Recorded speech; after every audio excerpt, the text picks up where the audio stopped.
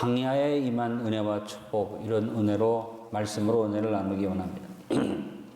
바벨론 포로에서 돌아온 이스라엘 백성들이 느헤미야의 인도로 52일 동안 예루살렘 성벽을 재건했습니다. 부지런히 열심히 재건해서 어디에다 맞췄느냐? 초막절 절기에다 맞췄습니다. 그리고 성벽이 재건된 다음에 초막절 절기를 지내면서 느헤미야는 총독으로서 정치적 지도자죠. 이제 영적인 지도자 에스라를 불러서 성회를 인도하게 합니다.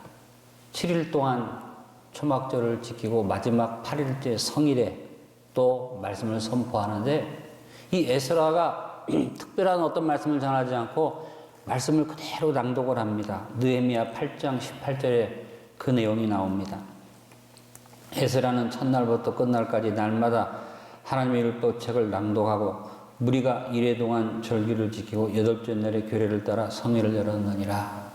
말씀이 낭독되어지면서 백성들의 마음이 녹아지고 회개가 일어나고 죄를 뒤집어쓰고 주님 앞에 부르짖으면서 이 말씀이 울려 퍼지는 동안에 아멘이 넘쳐나면서 예배가 회복되어졌습니다. 지금 우리도 코로나19라는 무서운 광야를 지나가는데 하나님이 예배 회복을 주십니다. 이 예배 회복을 얻기 전에 이미 우리는 코로나19의 기간 동안 하나님의 말씀이 우리의 심령을 두드리셨고 우리는 거기에서 아멘하는 백성이 된 줄로 믿습니다. 성벽 재건보다 중요한 것은 백성들의 마음의 성벽이 재건되기를 하나님이 원하셨던 것입니다. 하나님 말씀 앞에 엎드리는 그 복된 백성의 심령 속에 예배 회복이 주어집니다. 신령과 진정 예배가 주어집니다. 말씀의 감격이 주어집니다. 예배의 회복을 바라보면서 5월 성찬 예배를 드리는 우리에게 이 예배의 감격이 살아나기를 원합니다. 우리가 말씀을 들으면, 말씀 앞에 바로 서면, 말씀을 통해서 진정한 회개를 하면 우리 안에 예배가 살아나고 무너졌던 성벽이 재건되고 부흥이 일어납니다. 여러분, 사람이 많이 모였다고 부흥이 아닙니다. 한번 따라합니다. 부흥은 말씀을 듣고 회개하는 것입니다. 나는 우리 대한민국 교회가 이 부흥이 일어나기를 원합니다. 많이 모이고 적게 모이고가 아니라 회개운동이 일어나기를 원합니다. 그리고 우리 대한민국에 이 부흥이 일어나기를 원합니다. 깜깜한다고 말합니다. 알 수 없다고 말하는데 남을 말하지 말고 나부터 회개하고 있으면 부족하지만 이 부족한 나를 통해서 2명 회개하고 3명 회개하면서 대한민국에 회개운동이 일어날 것을 믿습니다. 이스라엘 백성들이 40년 광야 생활을 할 때 고생했던 것을 기억하면서 초막절을 지키는데 자기들이 초막 속에서 장막을 치고 살던 것만 기념한 게 아니에요. 그들이 그렇게 걸어가는 광야길 속에 하나님이 성막으로 함께 하셨던 것을 기억하면서 초막절에 영광을 돌리면서 광야 생활을 돌이켜보는데, 그 광야 생활을 돌이켜보니까 어려움이, 고통이, 힘든 일만 기억나는 게 아니라 그 광야 속에 만나가 있었다는 겁니다. 그 광야 속에 메추라기를 주셨다는 겁니다. 그 광야 속에 구름 기둥이 있었고 불 기둥이 있었다는 것입니다. 그 광야 속에 생수가 터졌다는 것입니다. 그 광야길을 걸어가는 동안에 의복이 헤어지지 않고, 광야길을 걸어가는 동안에 발이 부르트지 않았고, 마지막에 가서는 하나님께서 사흘길이면 가는 되는 길을 40년 방황하게 하셨지만 그 결과로 어떻게 해요? 이방인의 땅을 정복하게 하셨다는 고백이 오늘 본문에 나와 있습니다. 사랑하는 성도들이여, 오늘 우리가 성찬 예배를 드리는데 이 광야에 숨어있는 은혜와 축복, 이번 코로나19 안에도 숨어 있습니다. 이걸 내 것으로 받읍시다. 우리 교회가 이것을 받읍시다. 그리고 우리 대한민국이 이것을 받기를 기도합니다. 여러분, 우리가 하나님 주신 은혜 속에 말씀을 받았습니다. 환경은 어두워도 환경 보지 말고 말씀 보고 나갑시다. 오늘 첫 번째 성찬 나누면서 생각하고 싶은 말씀은 코로나19로 중단되었던 예배를 회복하면서 신령과 진정의 예배를 회복하는 저와 여러분 되어지기를 기도합시다. 느헤미야 9장 오늘 읽은 본문 말씀의 첫 절입니다. 1절로 3절에 에스라가 말씀을 낭독할 때 일어난 이스라엘 백성들의 회개가 기록이 됩니다. 그달 29날에 이스라엘 자손이 다 모여 회개는 어떻게 회개합니까?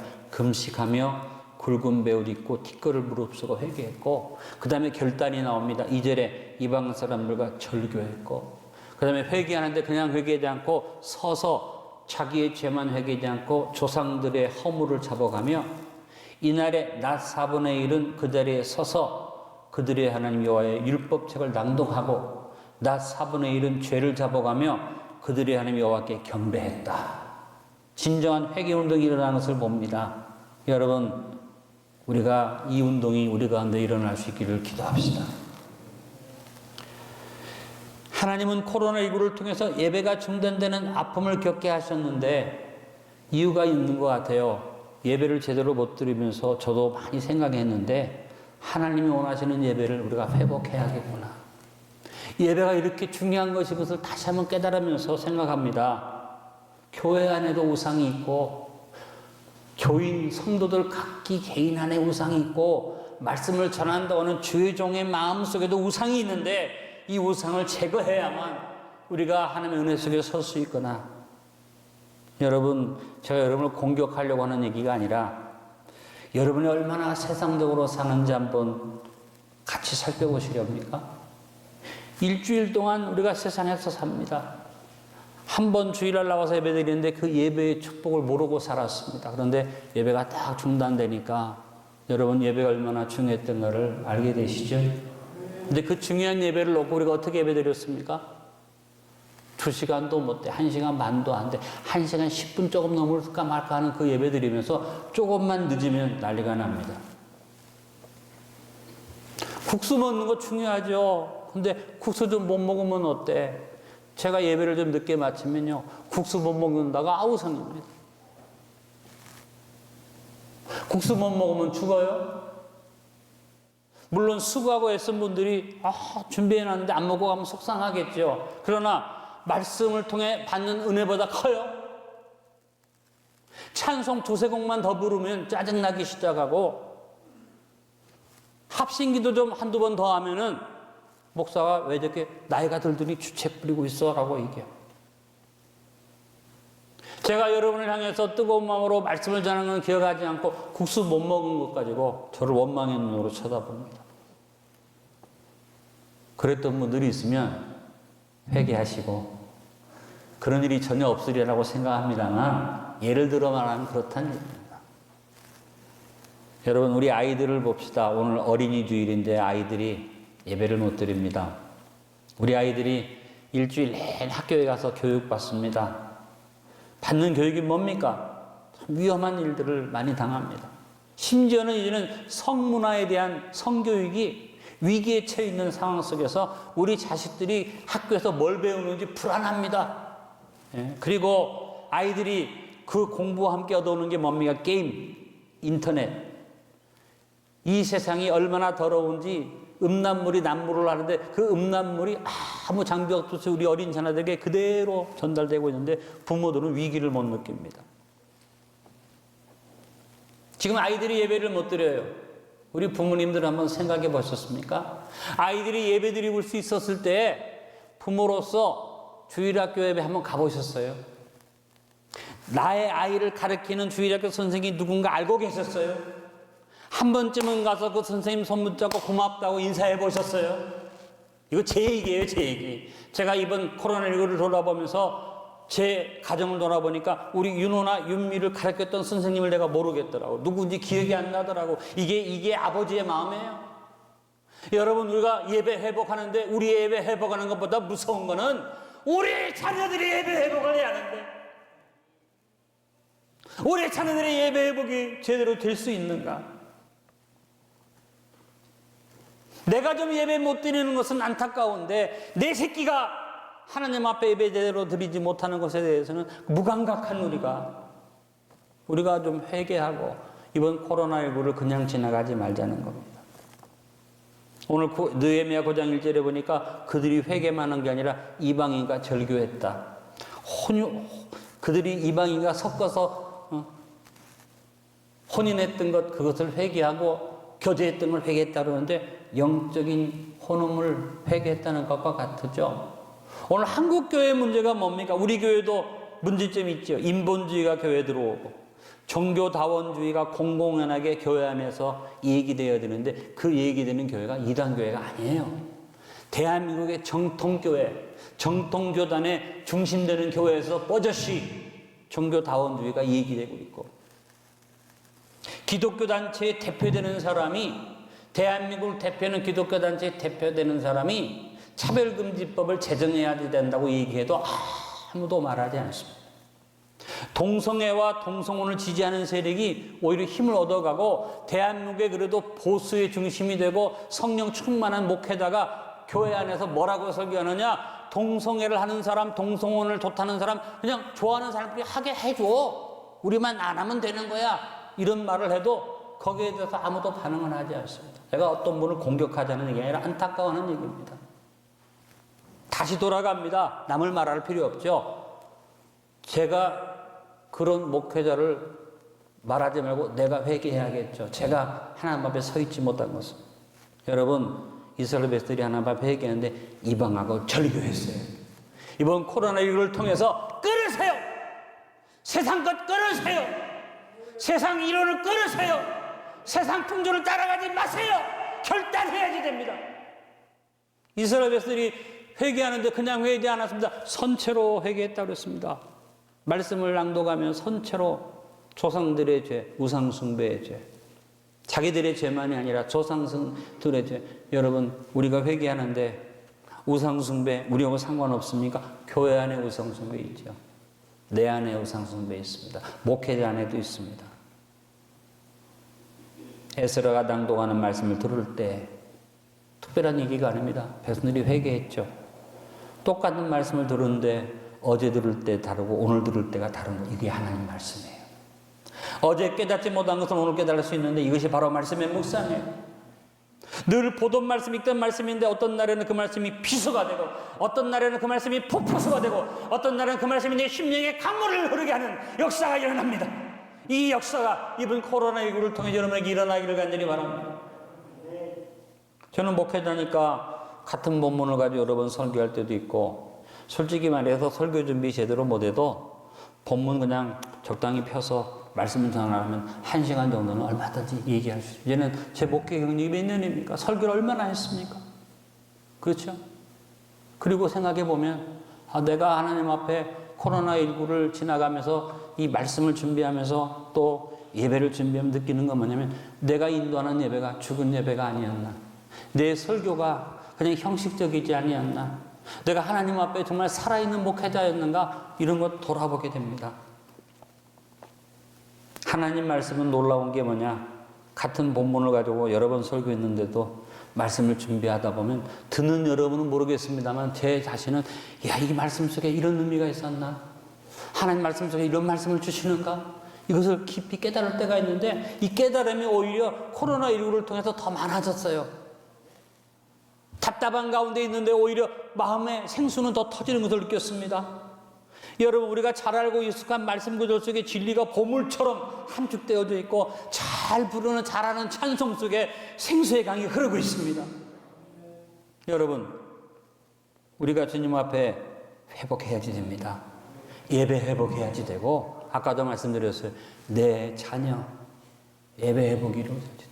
저는 내 자녀들을 돌아보면서 너무너무 하나님 앞에 감사한 게 뭐냐면 아버지로 나는 자격이 없는 사람인데 내 자식의 신앙에 대해서 그렇게 애쓰고 관심 갖지 못했는데 다행히 그래도 내 아들, 딸이 믿음으로 살고 믿음으로 자녀를 기르는 것을 보면서 하나님의 은혜구나.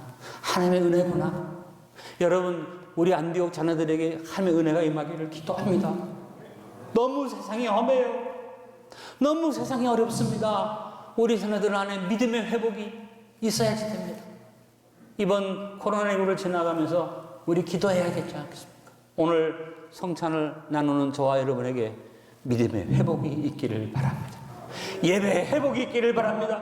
말씀의 회복이 있기를 바랍니다. 두 번째, 코로나19의 광야를 허락하신 이유를 생각하면서 교만을 회개하고 겸손을 배우도록 합시다. 하나님은 성경 곳곳에서 동일한 말씀을 주십니다. 이스라엘 백성들이 역사의 흐름 속에서 하나님이 택한 이스라엘 백성들에게 동일한 말씀을 주십니다. 그게 뭡니까? 따라합니다. 광야길을 걷게 하신 것을 기억하라. 광야길을 걷게 하신 것을 기억하라. 이스라엘은 민족적으로 광야길이 있었잖아요. 우리 대한민국은 민족적으로 일제 밑에서 탄압에 시달리던 시절이 있고 6.25가 있었지 않습니까? 근데 하나님이 또 하나 주신 것 같아요. 코로나19라는 무서운 재앙을, 광야길을 우리에게 주셨어요. 기억해야지 되죠. 애굽에서 가나안은 걸어도 사흘 길이에요. 아주 가까운 거리인데 하나님이 왜 이스라엘 백성들을 사흘 길 가는 길을 무려 40년을 뺑뺑이 돌렸나? 애굽에서 끌어내실 때 얼마나 놀라운 기적을 일으키고 끌어내셨는데 그들을 얼마나 사랑하셨는데 왜 그랬을까? 왜 그랬을까? 그 이유를 예레미야 애가 3장 33절은 말합니다. 주께서 인생으로 고생하게 하시며 근심하게 하시면 본심이 아니시로다. 고생을 주시는 이유가 있다는 겁니다. 광야를 진행하게 하는 이유가 있다는 것입니다. 하나님의 본심이 아니라는 겁니다. 하나님의 본심은 사랑이죠. 우리 대한민국만에 온 인류에게 이번에 하나님께서 코로나19라는 무서운 재앙을 보이신 이유가 있죠. 하나님의 본심을 읽는 우리가 될 수 있기를 바랍니다. 우리 성도들 가운데는 제가 옆에서 봐도 안타까운 분들이 있습니다. 너무 고생하세요. 너무 힘들게 살아요. 어떤 성도님들 가정은 참 복받았구나 하고 제가 축복해주고 기분 좋고 잘 되는구나 하는 가정도 있지만 솔직히 어떤 가정은 너무나 마음이 안타까운 가정이 있습니다. 기도해도 안 되고 몸부림치며 살고 애쓰고 힘쓰고 고통하는 그분들을 볼 때에 목회자로서 저도 굉장히 힘들죠. 근데 그때 이 말씀이 생각나는 거예요. 이 땅에서 고생해봤자 70년, 80년 영원한 천국을 준비해놨어. 이 땅 위에서 고난과 고통, 그 광야길을 걸어가는 거 그것만 보지 마라. 그 속에 준비된 은혜가 있어. 그래서 믿음으로 살 수 있는 것 아닙니까? 사랑하는 성도들이요, 코로나19뿐 아니라 여러분 삶 속에 너무 힘든다고 생각하는 인생의 고난이 올 때마다 불평하지 맙시다. 원망하지 맙시다. 하나님의 뜻을 기다립시다. 그리고 광야에 숨겨진 축복과 은혜가 있음을 기억합시다. 하나님께서 우리를 그냥 천국으로 인도하시면 좋겠는데 인생의 광야길을 걸어가면서 여러 가지를 만나게 하십니다. 더욱 마음이 아프고 힘든 건 뭐냐면 내가 사랑하는 대한민국이 축복받아서 이 세계 어느 민족보다도 복된 민족이 되고 우리 민족이 참 잘 살게 되고 너무 기쁜 가운데 있는데 그런데 우리 생각대로 안 되고 힘든 일들이 올 때 우리는 괜히 절망할 수도 있지 않습니까? 그럴 때 우리는 다른 생각하지 말고 이유를 찾아야 돼요. 하나님께서 왜 광야를 주셨는가 이유, 오늘 16절과 17절에 그 이유를 교만이라고 말합니다. 그들과 우리 조상들이 교만하고 목을 굳게 하여 주의 명령을 듣지 않았다. 17절에 거역하며 주께서 그들 가운데 행하신 기사를 기억하지 아니했다. 목을 굳게 하며 패역했다. 다시 애굽으로 돌아가자고 했다. 얼마나 교만합니까? 그런데 그거에 비교해서 우리에게 이 애굽에서 나와서 광야 생활 40년을 겪게 하고 바벨론 포로 70년을 겪게 하는 그 하나님이지만 그 하나님을 놓고 보니까 그 하나님 어떤 하나님이냐? 용서하는 하나님, 은혜로우시며 긍휼히 여기시며 더디 노하시며 인자가 풍부하시며 그들을 버리지 아니하시는 하나님을 말하고 있습니다. 그러면 이렇게 사랑이 많은 하나님이 왜 어렵게 하느냐? 그 이유를 오늘 교만했기 때문이라고 말하는데 신명기 8장에 아주 구체적으로 광야길을 걷게 한 이유를 설명합니다. 신명기 8장 2절로 3절에 딱 다른 게 아닙니다. 따라합니다. 너를 낮추시며. 하나님이 왜 우리에게 광야를 주십니까? 낮추시기 위해서. 교만하니까. 코로나19의 이유가 여러 가지가 있습니다만 세상 사람들은 모르겠습니다만 우리 안디옥 성도들에게 이유를 분명히 말씀드립니다. 교만하기 때문에 겸손하라고 낮추시려고 이 광야를 가게 하셨습니다. 신명기 8장 16절에 내 조상들도 알지 못하던 만나를 광야에서 내게 먹이셨나니 이는 다 너를 낮추시며 너를 시험하사. 낮추신 이유, 시험하신 이유가 뭐냐? 마침내 내게 복을 주려 하심이었느니라. 하나님이 마침내 어떤 복? 광야를 지나가는 동안에도 그냥 지나가자고 구름기둥 불기둥을 주시고 만나와 메추리를 주시고 생수의 역사를 주시고 의복이 헤어지지 않게 하시고 발이 부르트지 않게 하실 뿐만 아니라 그들을 이방의 땅을 정복하게 하는 이 축복 주려고 교만을 낮추려고 하나님이 그렇게 하셨다는 것. 하나님이 우리에게 택한 여러분에게 이 고난을 주신 이유가 뭘까? 교만하면 멸망하니까. 그것뿐만 아니라 은혜를 주기를 원하는데 은혜는 누구에게 오니까? 겸손한 자에게 오니까. 그래서 하나님께서 우리에게 이 고난을 주는 겁니다. 잠언서 18장 12절에 사람의 마음의 교만은 멸망의 선봉이요 겸손은 존귀의 앞자락이라. 낮아지는데 깨어져서 내가 지렁이처럼 됐는데 겸손하면 하나님이 존귀의 앞잡이로 나를 올려주신다는 겁니다. 우리가 하나님 앞에 겸손하면 우리는 언제나 온유한 하나님을 만납니다. 은혜로운 하나님을 만나고 하나님의 도우심의 손길을 누릴 수 있습니다. 그러나 하나님 앞에 교만하면 하나님은 진노하십니다. 낮추십니다. 광야로 데려가십니다. 여러분, 이번 코로나19를 통해서 저는 개인적으로 하나님 우리에게 주신 교훈이 다른 게 아니구나.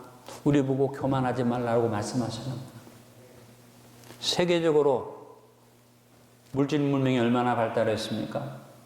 놀라운 문명의 발달을 가져왔는데 이번 코로나19를 만나니까 바이러스, 원인도 모르는 바이러스 하나 때문에 온 세계가 마비됐어요. 달나라 가면 뭐합니까? 예? 뭐 사람이 생명을 만들어낼 줄 자랑하는데 우리가 인간을 인조로 하나 만들어냈다고 칩시다. 그러나 바이러스 하나도 극복 못하는 인간이 무슨 의미가 있습니까? 아무것도 할 수 없어요. 세계 최고의 문명을 잘하는 미국이 오늘 신문에도 보니까 한 아파트에서 60몇 명이 죽었더라고. 코로나 바이러스 때문에. 미국이. 소련이 이걸 이길 수 있었어요? 유럽 열강이 이길 수 있었어요? 아닙니다. 아무것도 할 수 없다는 것을 알아요. 근데 깨지지 않아요. 겸손이 없어요. 아직도. 근데 우리는 이번에 깨달아야 되죠. 겸손합시다. 바울이 고린도전서 15장 10절에 겸손을 고백합니다. 그러나 내가 나 된 것은 하나님의 은혜로 된 것이니 내게 주신 그 은혜가 헛되지 아니하여 내가 모든 사도보다 더 많이 수고했으나 수고한 건 사실이지만 그는 겸손의 고백을 합니다. 내가 한 것이 아니요 오직 나와 함께 하신 하나님의 은혜로다. 하나님 우리를 교만을 꺾으시고 은혜를 기억하여 겸손의 백성이 되기 원하기 때문에 바이러스 하나 때문에 온 세계가 마비되도록 우리에게 겸손을 배우게 하셨습니다. 하나님 우리의 불순종을 깨뜨리고 순종을 시험해 보시려고 순종하기만 하면 오늘 19절에 있는 축복 주시려고 광야에 숨겨진 은혜를 주시려고 이 광야를 지나가게 하십니다. 마지막 하나 더 우리가 전적으로 하나님 말씀에 의지해 살기를 원하십니다. 저는 개인적으로 여러분에게 이 네 가지 다 기억 못해도 한 가지 분명히 말씀드리고 싶습니다. 안디옥 성도 여러분, 하나님 앞에 겸손한 자가